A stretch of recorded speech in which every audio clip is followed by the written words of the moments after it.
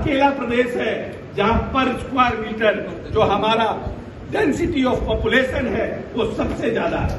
इसीलिए हमारी सबकी जो बिहार के रहने वाले लोग हैं, ये इनकी जिम्मेवारी बनती है कि जो हमारे आने वाली पीढ़ी है उसको हम पढ़ाने का काम करें, जो हमारे आने वाली पीढ़ी है उनको हम शिक्षित करने का काम करें। और इसके लिए माननीय नेता ने तमाम इंजीनियरिंग कॉलेज, जिलों में इंजीनियरिंग कॉलेज, मेडिकल कॉलेज का निर्माण कराया, पॉलिटेक्निक का निर्माण कराया, ITI का निर्माण कराया, जिससे कि जो नौजवान पीढ़ी हमारी है उसको हम शिक्षा दे सकें। साथ साथ इस प्रदेश में वैसे लोग जिनके मन में यह सपना था कि हमारे बच्चे भी इंजीनियर बने, डॉक्टर बने, हमारे भी बच्चे कलेक्टर बने, उनके लिए, उनके सपनों को उड़ान देने के लिए, जिनके माँ बाप इस प्रदेश में सब्जी बेचने का काम करते हैं, जिनके माँ बाप इस प्रदेश में अंडा बेचने का काम करते हैं, जिनके माँ बाप इस प्रदेश में साइकिल के पंचर बनाने का काम करते हैं, उनके मन में भी सपना था कि हमारा भी बेटा कभी कलेक्टर बने। और माननीय नेता ने उनके सपनों को साकार करने के लिए स्टूडेंट क्रेडिट कार्ड योजना की शुरुआत की और वैसे बच्चों को सपने को उड़ान देने का काम किया है। नीतीश कुमार चाहते हैं कि इस प्रदेश में, जब से नीतीश कुमार ने इस प्रदेश की बागडोर संभालने का काम किया है, एक भी दंगा इस प्रदेश में नहीं हुआ। और कभी भी दंगा की परिस्थिति आई तो रात भर जग करके इस प्रदेश को महफूज रखने का काम अगर कोई नेता ने किया है उसका नाम नीतीश कुमार है।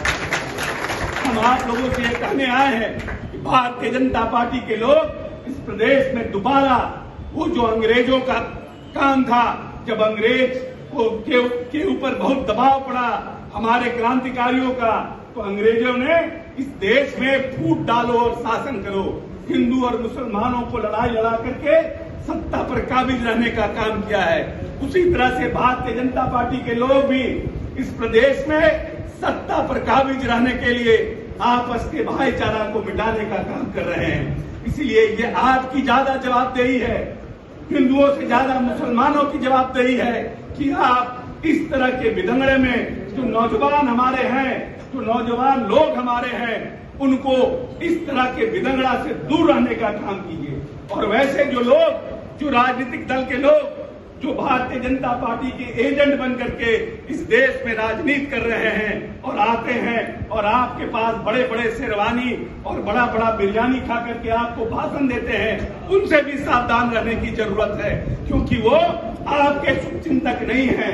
कौन सी ऐसी पार्टी है जो चार्टर्ड फ्लाइट पर घूम रही है, कहां से उनको पैसा आता है, कैसे उनके उम्मीदवार खड़ा होते हैं, कहां से उनको फंडिंग होता है, लेकिन वो एक भारतीय जनता पार्टी का स्लीपर सेल की तरह काम कर रहा है, जो भारतीय जनता पार्टी को इस देश में मजबूत करने का काम कर रहा है और सेक्युलर ताकतों को कमजोर करने का काम कर रहा है।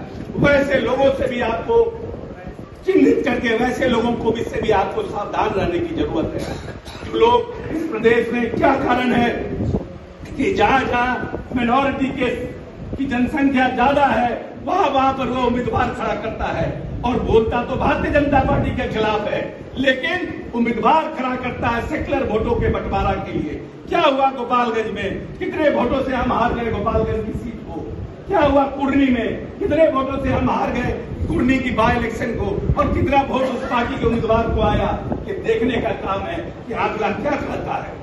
आप बात तो करते हैं सेक्युलरिज्म का, लेकिन जिताने का काम करते हैं वैसे लोगों को जो सेक्युलर ताकतों को इस देश में कमजोर करने का काम कर रहा है। इसीलिए हम आप सबसे कहने आए हैं कि जो आपकी बातें लोगों को कहते रहे हैं, माननीय नेता ने हमेशा पॉलिटिकल जो उनकी सभा होती है उसमें, चाहे सरकारी सभा होती है उसमें, कि जब तक इस प्रदेश में और इस देश में प्रेम और भाईचारा नहीं रहेगा तब तक यह देश सुपर पावर नहीं बन सकता है। अगर इस भारत को, हिंदुस्तान को बड़ी ताकत बनाना है तो इस देश के तमाम दलितों को, इस देश के तमाम अति पिछड़ों को, इस देश के तमाम मुसलमानों को एकजुट करके रखना होगा।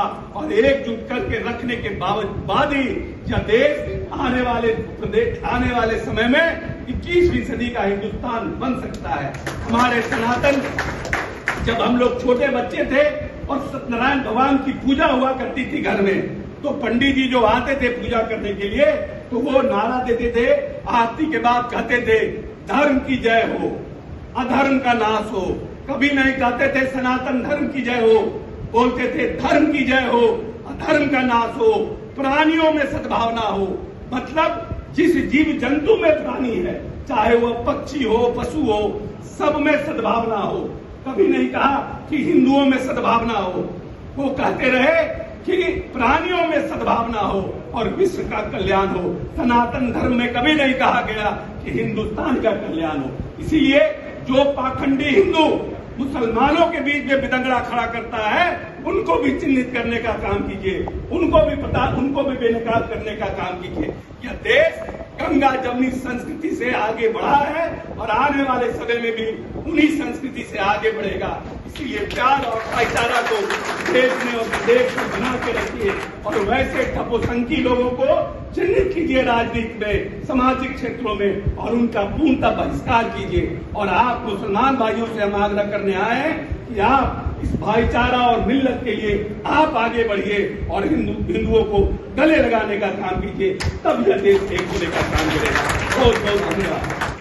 वीडियो को लाइक करें, शेयर करें, सब्सक्राइब करें और तमाम तरह की खबरों से जुड़ने के लिए बेल आइकन को जरूर दबाएं। धन्यवाद।